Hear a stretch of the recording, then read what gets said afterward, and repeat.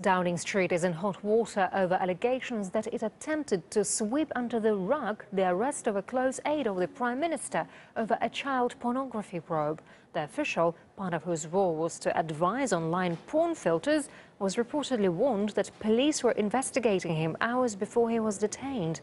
RT's Laura Smith has the details. His name is Patrick Rock, and he is in fact, though, a veteran Conservative Party advisor, David Cameron's Deputy Chief of Staff. He's been called Cameron's fixer, and he's had what one might call unparalleled access to power over a very long time, over the last 4 decades, right there in the heart of government. The irony lies in the fact that he's also been closely involved in drawing up government policy on internet pornography filters, and this is a man who was arrested recently on suspicion of what everybody's calling an offence related to child abuse images. So not just pornography, but what appears to be child pornography. Now, his arrest happened on February the 12th, and he then resigned, but this was all on the quiet. Downing Street appears to have covered it up until it was confronted with it now. So for the last 3 weeks, no one's known anything about this, but apart from the Prime Minister, who apparently has known for 3 weeks, he said he was very concerned that the matter should be handled correctly, that he didn't want to brief preemptively on a criminal investigation against a member of his staff. But his critics, who are mainly Labour members of Parliament, so opposition, say that this raises a number of questions. For example, what level of security did Patrick Rock have? Is there other stuff that we don't know about? It's also emerged, by the way, that Rock had previously been accused of sexual harassment, which was dealt with by his boss at Downing Street, so a political figure rather than a civil servant figure, not very usual. So again, some sort of oddity going on there. The Prime Minister's being accused of a cover-up, and his Labour critics say that this undermines the entire credibility and effectiveness of the government.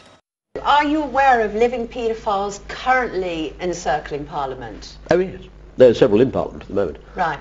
And they're being blackmailed. They are being blackmailed. And it's a problem. And by whom would they be blackmailed? Well, it all goes back to Germany. The German intelligence are the classic users of paedophiles. The Germans understand paedophilia very well.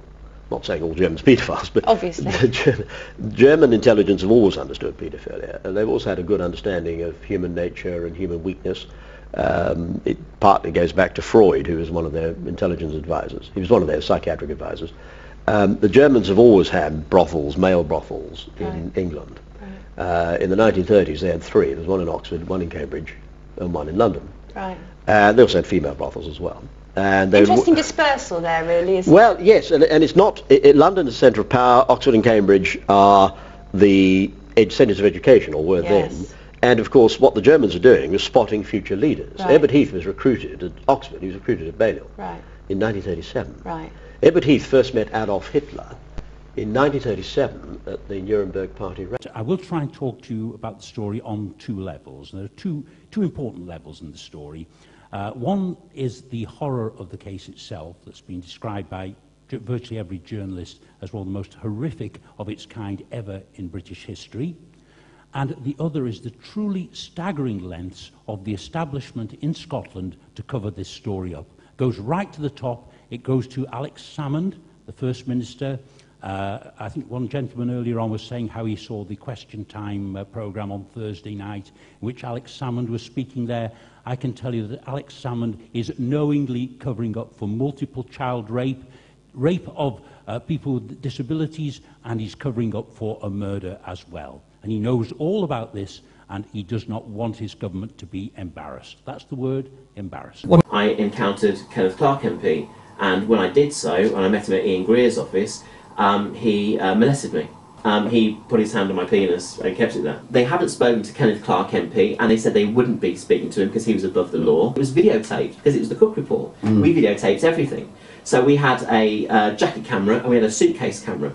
And when I was in the room, the suitcase camera I think went on the sofa opposite, and I had the jacket camera on. Now you can't see anything with the jacket camera because obviously someone comes in and touches you that way, but on the suitcase camera you saw it. And when I got the tapes back to the, we were staying in the place called the Hyde Park Residence, they played the tapes, and the producers sat there and they watched it, and I watched it. So I know that they knew, that I'd been molested by Kenneth Clarke MP. John Major knew what we were doing, found out about it, and got Carlton Television, Carlton Communications, to buy Central Television to get hold of the Cook Report tapes, to get hold of the tape of Kenneth Clarke molesting me in Ian Greer's office as well.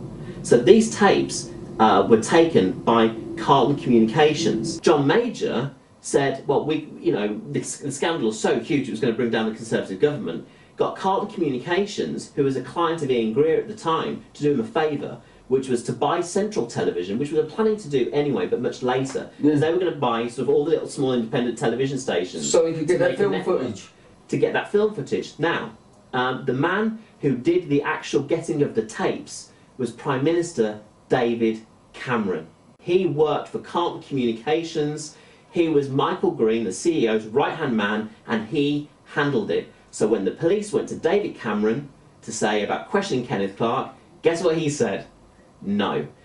Well, first of all, this is from a very credible source. It's a member of Parliament. It's somebody who has been providing us some very important information over the last 4 years, about the work we're doing and the impact it's having. And he made it clear that his information was that they were considering it on the basis that the work we're doing is hitting very close to home, obviously. And it's no accident that it was announced that this sedition order was being considered the very week that we exposed, if you remember the announcement that came last Monday, when Joseph Ratzinger went to London, the first visit of a pope to England in history. On September 16th, 2010, he went to Holyrood Castle to meet with Queen Elizabeth, and they were closeted in there for about a day or two. It turns out that from the same source, we discovered that Queen Elizabeth actually agreed to place all Anglican clergy under the Catholic policy known as Crimen Solicitanis. That basically orders Anglican priests now, along with Catholic priests, to cover up child abuse. What she just did by that was violated her coronation oath, where she swore to protect the citizens of England. She has agreed now to cover up child rape. This is like an official criminal conspiracy. And naturally, us exposing that puts them in a really dangerous position. She should, under British law now, be forced to abdicate, she and all her heirs, because she's, completely committed treason, in effect. Now, their backs are obviously to the wall on this, and they are now obviously getting some advice that I should be permanently silenced, because in order to stop this, which could lead to a whole chain of events which could topple the whole British monarchy. So, I'm not surprised in a way they're acting that way, but they've been striking at people around me as well. If you remember, 3 of our members over the last little while have been put in British or Canadian prisons on trumped-up charges. One man was put in a mental hospital for 3 days until we got him out, the fellow in London, David Compan. So, they've been hitting around us, but definitely this is aimed at trying to, stop this exposure of the direct link between the Vatican and the Crown in protecting child rapists around the world.